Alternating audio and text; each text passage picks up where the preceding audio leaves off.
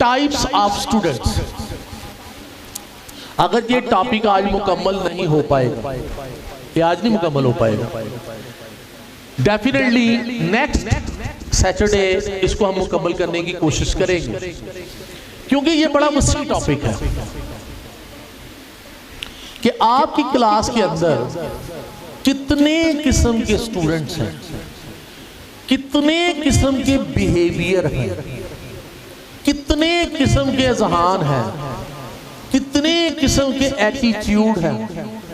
ठीक है, वो आप हर रोज उनसे मिलते हैं, हर रोज उनको देखते हैं, हर रोज उनको पढ़ाते हैं। क्या आप उनमें डिफरेंशिएट कर पाए हैं? क्या आपने उनको कोई नाम दिया है? अल्लाह ना करे बास टीचर इस तरह का भी नाम देते हैं, वो एक बच्चा काला है तो उसको कालू, है ना। तो यहां पर शख्सी खूबसूरती के हवाले से मयारात नहीं है, यहां पर मयारात है सारे के सारे बच्चे की मेंटेलिटी के हवाले से। उसमें आपने ग्रेडिंग की कि नहीं की? एक बच्चा जो है उसे लिखने पढ़ने में बड़ी प्रॉब्लम हो रही है, आपने उसका क्या सलूशन निकाला? एक बच्चा बड़ा ही तेज है, ऐसे सबक दिया, ऐसे लाके सुना दिया, वो भी बहुत बड़ी प्रॉब्लम है ना। उसका आपने क्या किया? एक बच्चा एवरेज है, बस उस पीरियड के दौरान बमुश्किल सबक सुना ही लेता। एक बच्चा वो है पीरियड क्या गुजर गया, पूरा दिन गुजर गया, सबक नहीं याद हुआ। वर्ल्ड हेल्थ ऑर्गेनाइजेशन जो है WHO, उसकी एक रिसर्च है पूरी दुनिया पर, इनके पास चुके तमाम लोगों का डेटा मौजूद होता है। इनके मुताबिक दुनिया की 10% पॉपुलेशन जो है वो डिसेबल्ड है, माजूर है, और 90% जो पॉपुलेशन है वो नॉर्मल है इनके नजदीक। वैसे जो हमारा ये जो पीछे मर्दमशुमारी चली है, इसमें पूछते हैं ना माजूर बच्चे भी है, हमारे माशरे में यह है कि छुपाया जाता है। तो हमारे पाकिस्तान में 3.54% जो है ना वो आए हैं, जबकि उनके नजदीक 10% आई है। क्योंकि यहाँ पे कल्चर ये है कि वो पूछने वाले फौजी ने तो सिर्फ इतना ही पूछना था ना, कितने बच्चे हैं? 5, तो मजूर है। अगर एक है भी मेंटली रिटॉर्टेड है या कोई और उसमें माजूरी है, डेफ है, डम्प है, और नहीं सारे ठीक, तो लिहाजा यहाँ पे 3.54% आया है। लेकिन बाहर एक्चुअल ये राउंड अबाउट कुछ इससे ज्यादा या इससे कम, ये दुनिया की 10% आबादी जो है वो डिसेबल्ड है, और 90% को जो है वो नॉर्मल समझा जाता है। ये वर्ल्ड हेल्थ ऑर्गेनाइजेशन WHO इनकी जो डेटा एनालिसिस है उसके मुताबिक ये रिजल्ट है। चलिए जी, सबसे पहले हम जो छोटा फैक्टर है इसको देख लें कि ये डिसेबल किसे कहते हैं, फिर हम 90% की तरफ चलेंगे जी। 10% जो पॉपुलेशन ऑफ द वर्ल्ड है जिसको ये डिसेबल्ड कहते हैं, इनमें डेफ स्टूडेंट्स, कानों से बहरे। अच्छा, जो कानों से बहरा होता है वो डेफिनेटली क्या होगा? स्पीचलेस भी होगा, गूंगा भी होगा, क्योंकि नेचुरल फिनोमिना ये है कि जब कोई बंदा सही कान रखने वाला वो जब आपकी आवाज सुनता है, बेसिकली हम जब बोलते हैं तो हम क्या करते हैं, हम हवा में फ्रीक्वेंसी क्रिएट करते हैं। गौर कीजिएगा, कभी होंठ बंद होते हैं, कभी खुलते हैं, कभी जुबान आगे दांतों को लगती है, कभी तालू को लगती है, कभी मुंह ज्यादा खुलता है, कभी होंठ गोल होते हैं। डिफरेंट अल्फाज अदा करने के लिए हम डिफरेंट फ्रीक्वेंसीज क्रिएट करते हैं, जो कि यहाँ पर जो है वो हर तरफ घूम रही होती है। यही फ्रीक्वेंसीज एयर में ट्रेवल करते हुए जब आपके कानों के पर्दों के ऊपर मुंतकिल होती हैं तो एक खास किस्म की फ्रीक्वेंसी जो है वो एक खास किस्म का मैसेज ब्रेन को भेजती है कि ये फ्रीक्वेंसी है, इसका मतलब ये है, ये फ्रीक्वेंसी है, इसका मतलब ये है। अगले दिन मेरी एक टीचर से मुलाकात हुई जो गूंगों का टीचर था, डेफ स्टूडेंट्स का। उसने कहा सर इनके जितने वोकल कॉर्ड स्ट्रांग होते हैं हम सोच भी नहीं सकते। जब ये बोलते हैं ना करके तो शोर मच जाता है और हम कानों के ऊपर हाथ रख लेते हैं, इतने स्ट्रांग वोकल कॉर्ड जिनके होते हैं बोलने वाले। लेकिन चूंकि अंडरस्टैंडिंग ही नहीं है कौन सी फ्रीक्वेंसी क्रिएट करें पता ही नहीं है, ठीक है, इसलिए वो क्या होते हैं, गूंगे होते हैं। तो डेफ स्टूडेंट्स जो हैं एक तो ये हैं, नंबर 2 ब्लाइंड स्टूडेंट्स जिन्हें नजर ही कुछ नहीं आता, बाय बर्थ वो ब्लाइंड हैं। फिजिकली हैंडीकैप्ड स्टूडेंट्स, जिस्मानी तौर पर माजूर हो,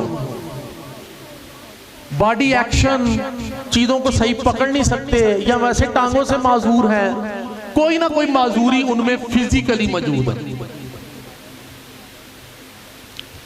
स्टूडेंट्स विद ऑटिज्म बड़ी सख्त किस्म की बीमारी है। मेंटली रिटार्टेड स्टूडेंट्स यानी जिनका दिमाग ही इतना नहीं होता, इनका आईक्यू लेवल बिलो 70 होता है, बिलो 70 से नीचे। स्टूडेंट्स विद हेड ट्रॉमा, ये होते तो सही हैं लेकिन पैदाइश के वक्त या बचपन में सर पर कोई ऐसी गंभीर किस्म की चोट लगती है तो ये हेड ट्रॉमा के शिकार हो जाते हैं, तो ये भी डिसेबल्ड ही होते हैं। या तो जिस्मानी तौर पर डिसेबल हो जाते हैं या ज़हनी तौर पर डिसेबल हो जाते हैं, हेड ट्रॉमा बनता है इनके लिए। तो ये जो स्टूडेंट्स थे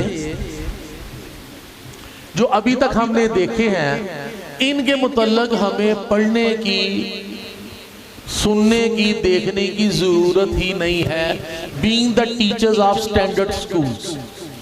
क्योंकि इनकी जो मैंने गिनवाए हैं पीछे जितने भी मैंने गिनवाए हैं, डेफ स्टूडेंट हैं, ब्लाइंड स्टूडेंट्स हैं, स्टूडेंट्स विद हेड ट्रॉमा है, ऑटिज्म है, इनके लिए अलग ही स्कूल्स होते हैं और अलग ही टीचर्स होते हैं, ठीक है। इन्होंने कैसे पढ़ना है, कैसे देखना है, कैसे लिखना है।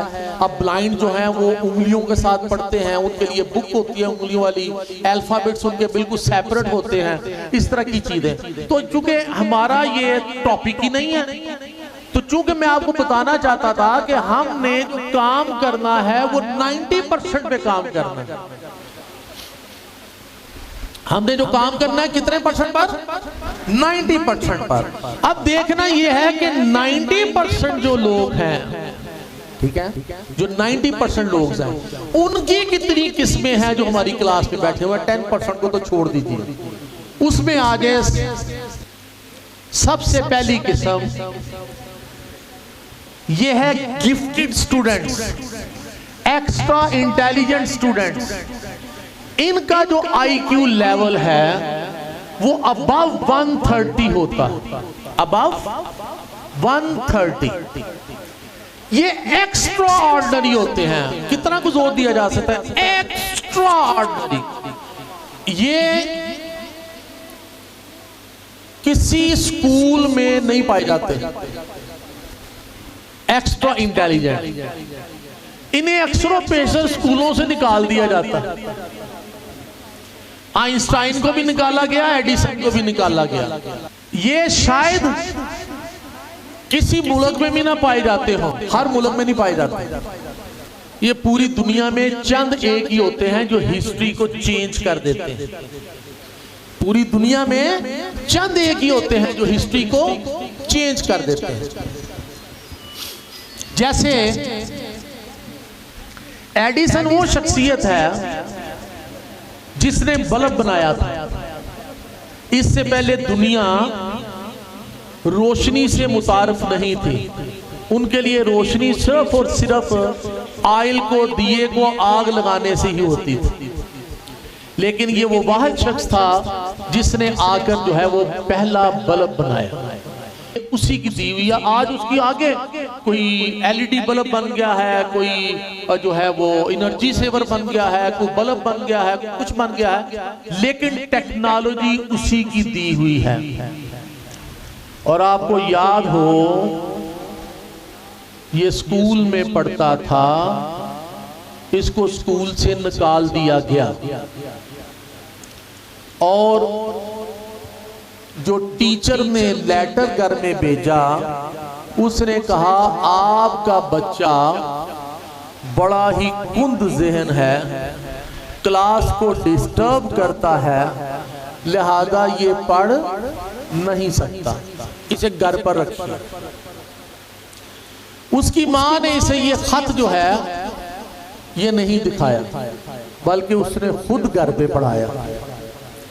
ये अभी एक टीचर बात कर रही थी ना कि ये बहुत तंग करते हैं, अगला सबक पढ़ाते हैं और पिछले सबक के ऊपर फोकस नहीं करने देते। ये कोई उस टाइप की चीज होती है, यानी वो वाले जरासीम जो हैं उन बच्चों में, ये जो लो लेवल के इंटेलिजेंट स्टूडेंट्स होते हैं, जिन्हें हम सिर्फ इंटेलिजेंट कहेंगे, एक्स्ट्रा इंटेलिजेंट नहीं कहेंगे, तो उनमें वो जरासीम मौजूद होते हैं। ठीक है। आइंस्टाइन न्यूटोनियन फिजिक्स को समझता था, लेकिन हमेशा नए नए नजरियात पेश करता था, ओपननेस टू एक्सपीरियंस था। ठीक है। और उस नए नजरियात की वजह से आपको पता है कि इसी के दिए हुए नजरियात थे जिसकी बेस पर क्या बना, एटम बम। कि mass can be converted into energy and energy can be converted into mass। फिर उसने theory the E is equal to mc square. Energy किसके इक्वल होती है, mass into velocity of light का स्क्वायर। अब इसी की थ्योरी है जिसके ऊपर आज मिराज भी साबित हो जाती है।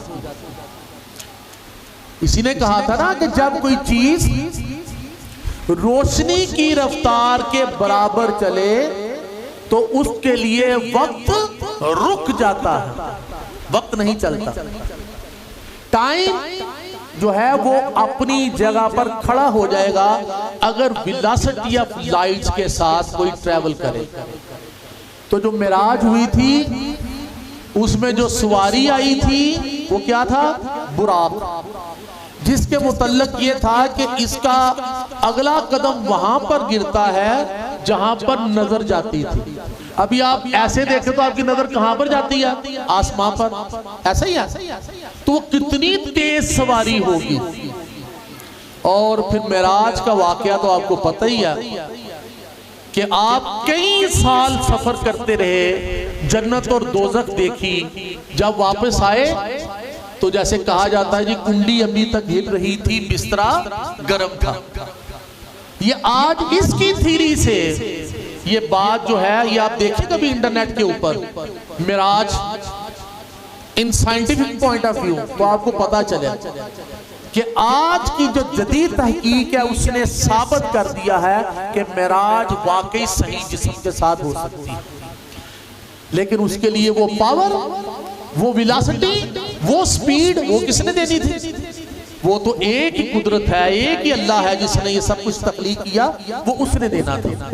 तो बहरहाल जीनियस लोग और वो स्टीफन हॉकिंग, चूंकि मेरा ये मौजू नहीं है, मैं सिर्फ आपको बताना चाहता हूं कि ये भी एक किस्म है, अगर कि आपने इसको डील ही नहीं करनी, ये आपके हाथ ही नहीं चढ़नी, ठीक है ना, ये होते ही मुनफरद है, ठीक है। तो इसके जो नजरियात हैं कभी पढ़े, इसने अल्लाह के वजूद को साबित कर दिया है कि अल्लाह इज देयर समथिंग, कुछ ना कुछ है जो इस पूरे निजाम हस्ती को कंट्रोल कर रहा है, चला रहा है, इसके नजरियात। और ये इसको मेरा ख्याल फौत हुए आई थिंक 2 या 3 माह हुए, ज्यादा देर नहीं हुई, 2-3 माह हुए, ये स्टीफन हॉकिंग। तो ये वो लोग थे जो एक्स्ट्रा इंटेलिजेंट थे, इनका आईक्यू लेवल अबव देन 130 था। लेकिन आपको एक बात बताता चलूं कि अल्लाह ने इंसान को क्या कुदरत दी है। आइंस्टाइन का ब्रेन आज भी महफूज है और उसके ऊपर जो प्रैक्टिकल्स किए गए, उसके जो टेस्ट किए गए, तो पता ये चला कि इस बंदे ने अपने दिमाग का सिर्फ 7% इस्तेमाल किया। डू यू इमेजिन कि एक इंसानी दिमाग कितना ताकतवर हो सकता है कि इसने सिर्फ 7% इस्तेमाल करके पूरी न्यूटोनियन फिजिक्स जो है उखाड़ के बैठ दिया, जदीद नजरियात राइज कर दिया। पूरी आज की डेवलपमेंट इन नजरियात पर है और उसने अपने ब्रेन का कितने % इस्तेमाल किया? ओनली 7%। तो फिर अल्लाह की दी हुई कुदरत इंसान के पास कितनी, अगर उसको 100% यूज करे। खैर ये तो जमाना ही अब और बन गया ना। मैं आपको बताऊं, कभी आप लाइफ हिस्ट्री तो पढ़ें, अपनी इस्लामिक हिस्ट्री, और उसके जो माहिरीन तालीम है, इमाम गजाली है, उसको तो जरा पढ़िए। आप अपने इमाम बुखारी को तो जरा पढ़िए, आपको पता चले कि उन्होंने कितने % इस्तेमाल किया होगा। लाखों अहादीस एक वक्त में पूरे के पूरी लाइन के साथ याद है कि नबी पाक सल्लल्लाहु अलैहि वसल्लम ने किसकी मौजूदगी में यह बात की, आगे उसने किससे की, आगे उसने किससे की, और ये शख्स जो है इसका शजरा नसब क्या है, ये काबिल एतमाद है कि नहीं है, पूरी एक साइंस है, पूरी एक साइंस है। ये तो आज चूंकि जमाना ही इनको पढ़ने का रह गया। मैं इमाम बुखारी या इमाम गजाली को पढ़ाऊं क्या यहाँ पर? कभी उनकी जिंदगी के हालात तो पढ़ के देखें, आपको पता चले कि आइंस्टाइन उनका पास्कू भी नहीं था। आपकी जितनी जदीद तहकीक है, उसकी बेस जो रखी है, वो सारी की सारी मुस्लिम साइंटिस्ट ने रखी है। क्योंकि वो जो उबारा गया था, वो जो स्टिमुलेट किया गया था, तालबुल इल्मी फरीज़तुन अला कुल्ली मुस्लिम, इल्म हासिल करना हर मुसलमान मर्द और औरत पर फर्ज है। इसमें कोई लिमिट नहीं बताई कि सिर्फ स्टूडेंट्स ने हासिल करना है। इल्म हासिल करो मां की गोद से लेकर कब्र की दीवारों तक, कंटिन्यूटी प्रोसेस है, कंटिन्यूस। वो चीज इल्म हासिल करो चाहे तुम्हें चीन जाना पड़े। मुझे बताइए चीन में कौन सा शरीयत का इल्म था जो उन्होंने जाके हासिल करना था?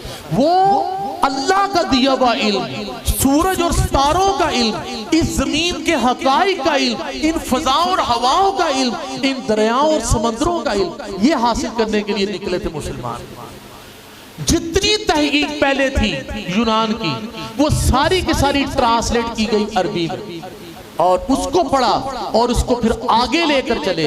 जितने मुस्लिम साइंटिस्ट, 1000 से ज्यादा का जिक्र मिलता है। आपकी सर्जरी में आज भी वही आलात इस्तेमाल हो रहे हैं जो मुस्लिम साइंटिस्ट ने इजाद किया। केमिस्ट्री के जितने तजाद और एहसास हैं, उनमें मेजॉरिटी जो है वो किसने इन्वेंट की है, किसने सामने लेकर आया, किसने डिस्कवर की है, वो मुस्लिम साइंटिस्ट। तो अब चूंकि जमाना जो है, मीडिया जो है, वो सारे का सारा चूंकि इन्हीं के राग अलाप रहा है, तो मजबूरन चूंकि आपको बात इन्हीं की समझ आएगी, लिहाजा इसी के हवाले से बात कर रहे हैं कि ये जो है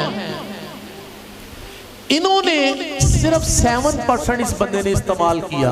तो हैरान होंगे, हजरत अबू बकर सदीक रजी अल्लाह ताला अन्हु के जमाने में, हजरत उमर फारूक रजी अल्लाह ताला अन्हु के जमाने में, हजरत उस्मान गनी रजी अल्लाह ताला अन्हु के जमाने में सिर्फ एक शख्स ऐसा था जो पूरा सेक्रेटेरिएट चलाता था, वो थे हजरत अली रजी अल्लाह ताला। पूरा सेक्रेटेरिएट और सल्तनत, इतनी बड़ी सल्तनत कि आज तक उसकी नजीर नहीं मिलती, आधी से ज्यादा दुनिया। इतना मजबूत निजाम, फौजें बेच रहे हैं, बजट बना रहे हैं, खजाने, यानी जो माल आ रहा है उसका हिसाब तब रखना, जो फौज पे खर्च हो रहा है उसका हिसाब तब रखना, उनके बीवी बच्चों को पीछे घर वालों को वज़ाइफ देना, सारा निजाम, पूरा सेक्रेटेरिएट सिर्फ एक हजरत अली रजी अल्लाह ताला उन्होंने संभाला। तो उन्होंने कितने % दिमाग इस्तेमाल किया होगा, इमेजिन करें। ये उनके पास्कू भी नहीं है, ठीक है। तो ये extra intelligent gift gifted student जो हैं ये स्कूलों में नहीं मिलेंगे। बहरहाल इनको पढ़ना, देखना और सुनना एक हवाले से जरूरी था, क्योंकि हमारी किताबों में भी इनका जिक्र मिलता है। आगे चलिए, जो हमारे जो मिलेंगे क्लास में इंटेलिजेंट स्टूडेंट, इनका IQ लेवल 110 से 130 तक होता है। उनका अबव देन 130 था, ये 130 तक होता है। और इनकी पॉपुलेशन कितनी है? 90% में से ये 3 to 5 इन अ क्लास। एक क्लास जो होती है ना 25 से 30 बच्चों की या 35 बच्चों तक की क्लास, उसमें ये 3 से 5 होंगे। अगरचे उनमें भी ग्रेडिंग होगी, ये बहुत ज्यादा इंटेलिजेंट है, ये कम है, ये कम है, लेकिन 3 to 5 स्टूडेंट ऐसे होंगे जो आपको पता है कि फर्स्ट सेकंड पोजीशनों के ऊपर आएंगे। अच्छा, ये जो इंटेलिजेंट स्टूडेंट्स हैं, अलमिया ये है कि हमारी क्लासेस और हमारा सिलेबस और हमारी बुक्स इनके लिए नहीं होती। ये हमेशा आपसे आगे चलते हैं। जैसे उन्होंने कहा अगला सबक याद कर रहे हैं, या आपने इधर सबक दिया और उधर वो याद करके आ गया। आपका 40 मिनट का पीरियड था, आपने बड़ा अच्छा डिजाइन किया जी, 10 मिनट तो मैं अच्छे तरीके से अंडरस्टैंड करवाऊंगी, व्हाइट बोर्ड का यूज करूंगी, मुश्किल अल्फाज के मानी लिखूंगी, सब कुछ अंडरस्टैंड करके फिर इनको मैं 20 मिनट्स दूंगी कि आप इस सबक को याद करके सुनाएं। फिर अगले 10 मिनट में मैं इसको लिखवा लूंगा, जो आपने लेसन प्लानिंग की होती है, जो टाइम शेड्यूल आपने बनाया होता है। लेकिन ये आपके सारे टाइम शेड्यूल को, आपकी मैनेजमेंट को खराब कर देता है। ये क्या करता है कि आपने समझा था कि 20 मिनट तक आएगा, ये अगले ही 2 मिनट के बाद आ गया। बाद हालतों में ऐसा होता है कि आपने कहा जी अच्छा जी सारे खड़े हो जाएं, जो सुनाएगा वो बैठ जाए। ये सबसे पहले आपके सामने टीचर सुन ले, यानी बिल्कुल एक जिन की तरह ये सामने होगा। और अब आपने इससे सबक सुन लिया तो ये क्या करेगा?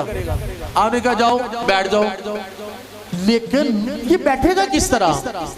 इंसान का बच्चा है, बंदर का बच्चा नहीं बैठता, इंसान का बच्चा कैसे बैठेगा? तो ये लाजमन अपने कुलीग्स को तंग करेगा, किसी के साथ बात करेगा, माहौल खराब करने की कोशिश करेगा।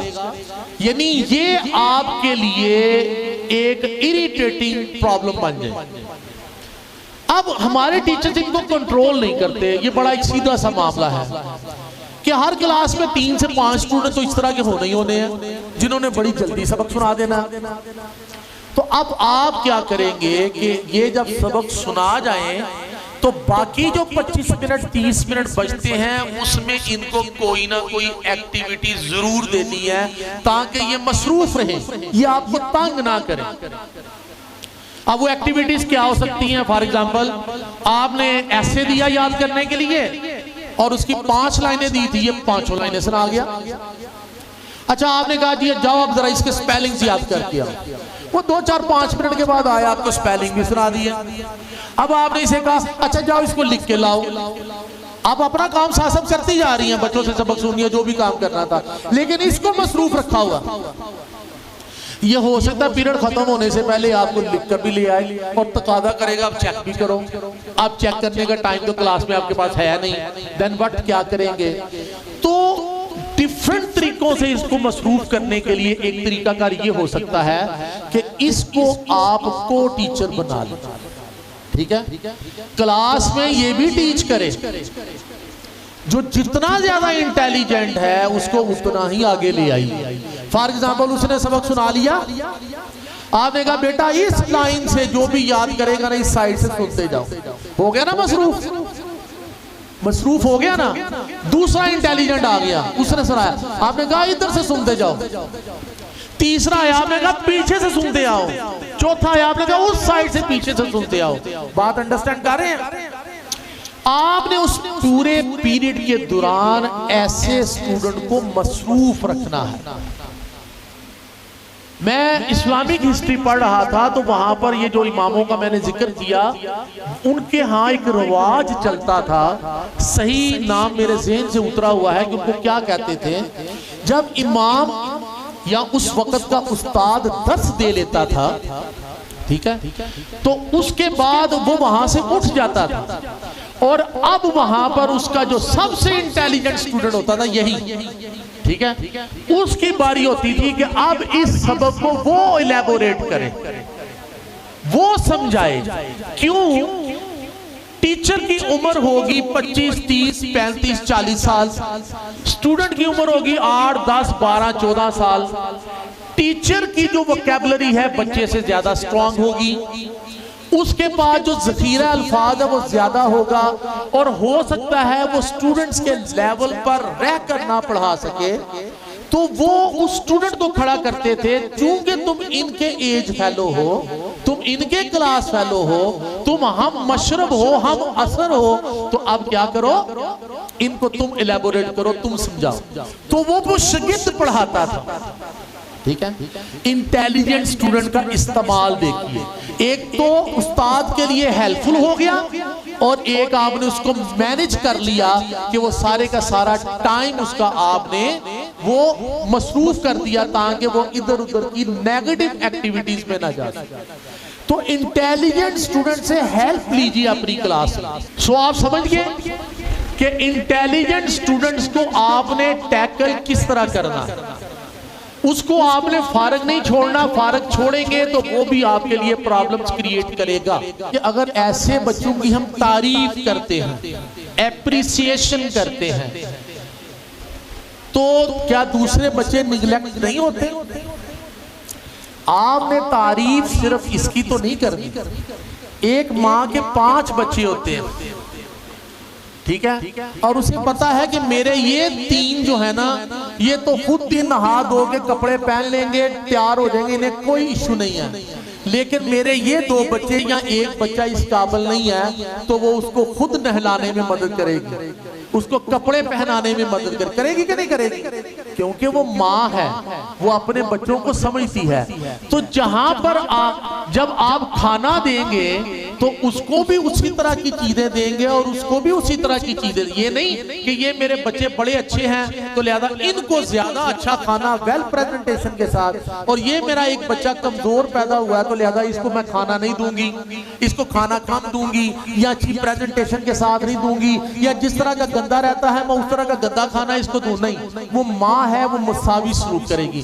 तो जहां पर आप अच्छे बच्चे की, इंटेलिजेंट बच्चे की तारीफ करेंगे, excellent work, good work, very good work, awesome work, वहीं पर जब एक कमजोर बच्चा काम करके आएगा तो आप उसको कहेंगे कंधे पर थपका देकर, वेल डन, वेल डन, बहुत अच्छा काम किया इस बच्चे ने, यानी वो बहुत थोड़ा सा काम करके आया है, ठीक है ना, लेकिन आप उसकी भी तारीफ करेंगे। वो इस तारीफ से इतना ज्यादा मोटिवेट होगा कि आप देखिएगा कि अगले दिन उसकी परफॉर्मेंस और बढ़ जाएगी, उससे अगले दिन और बढ़ जाएगी। आपने हर बच्चे को मोटिवेट करना है, आपने हर बच्चे की तारीफ करनी है।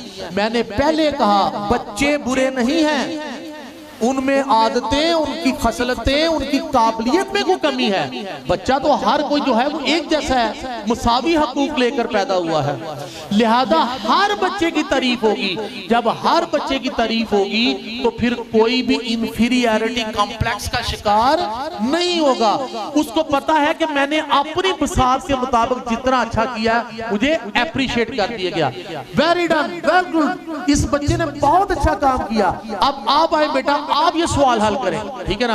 अब अगर उससे हल नहीं हुआ तो आप ये नहीं कहेंगे भाई इससे हल नहीं हुआ, ये दवा जो उधर हो जाओ, तुम्हें तो सवाल ही नहीं आता, तुम आओ आगे। नहीं भाई, इस बच्चे ने ये 2 स्टेप्स तो बहुत अच्छे किए हैं, ठीक है ना, जबरदस्त किए हैं। अब आगे से तीसरा स्टेप जो है ना आप आगे करो, ठीक है। ये कहना ही नहीं कि तुमने गलत कर दिया, आप बताएंगे खुद तो खुद ही पता चल जाएगा उसने गलत किया था। अब बेटा आप आओ, आप ये तीसरे स्टेप से शुरू करो। मेरी बात समझ नहीं है? जिसने सवाल गलत किया उसकी भी तारीफ, इसलिए कि उसने 2 स्टेप तो ठीक किए थे, उसने 2 स्टेप तो ठीक किए थे, जितना ठीक किया कम से कम उस हिसाब से उसकी तारीफ कर लीजिए और आगे दूसरे को लगा दे। उसे खुद एहसास होगा कि मैंने आगे से अपनी इस्लाह करनी है। अभी मैंने 2 स्टेप ठीक किए हैं, टीचर ने मेरी तारीफ की है, टीचर ने मुझे मोटिवेट किया है, मैं अब आगे से और मेहनत करूंगा ताकि बाकी 3 स्टेप भी जो है वो ठीक कर जाऊं। क्लास में जो माहौल होगा, एवरी टाइम आप मोटिवेट कर रही होंगी, आप बच्चों की सेल्फ एस्टीम बढ़ा रही होंगी, ना कि उसको कम कर रही होंगी। जब भी याद रख ले, माहिरीन तालीम कहते हैं कि एजुकेशनल एक्सीलेंस हासिल करने के लिए, एजुकेशनल सक्सेस हासिल करने के लिए बहुत जरूरी है बच्चे की सेल्फ एस्टीम का हाई होना। सेल्फ एस्टीम क्या है? सेल्फ रिस्पेक्ट, इज्जत नफ्स। जिस स्टूडेंट की इज्जत ही ना हो, आज आपने एक स्टूडेंट को कह दिया तुम हो ही निकम्मे, तुम्हारा भाई भी निकम्मा था, उसके पास क्या बाकी रहा?